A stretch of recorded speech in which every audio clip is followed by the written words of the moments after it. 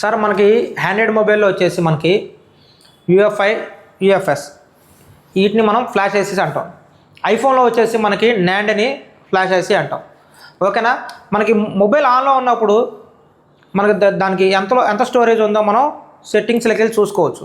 కానీ మొబైల్ డెడ్లో ఉన్నప్పుడు ఐసీస్ మీద మనం నేమ్స్ని బట్టి మనం ఇది ఎంత స్టోరేజ్ ఉన్న ఐసీ అనేది మనం చెక్ చేసుకోవచ్చు. ఒకసారి చూడండి బ్రాండ్స్ అయితే ఏమేమి ఉన్నాయో. ఎస్కే హైనిక్స్ ఉంది, తోషిబా, శాండిస్క్, శాంసంగ్, అలాగే తోషిబా న్యూ.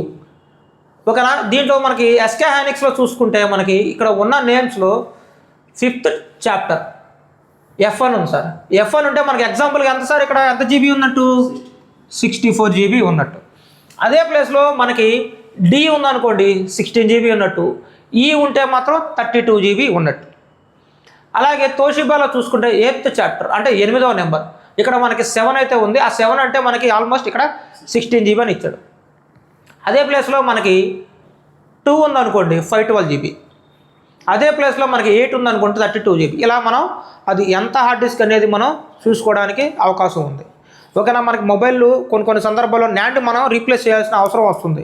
అలాంటి సందర్భాల్లో మనం ఏం చేయాలి, 256 128 జీబీయో లేకపోతే 64 జీబీయో కస్టమర్కి మనకి ఏమని చెప్తాడు. రీప్లేస్ చేసేటప్పుడు మనం ఈ చూసుకుంటే మనకి అది ఎంత జీబీ అనేది మనకు ఒక క్లారిటీ అయితే రావడం జరుగుతుంది.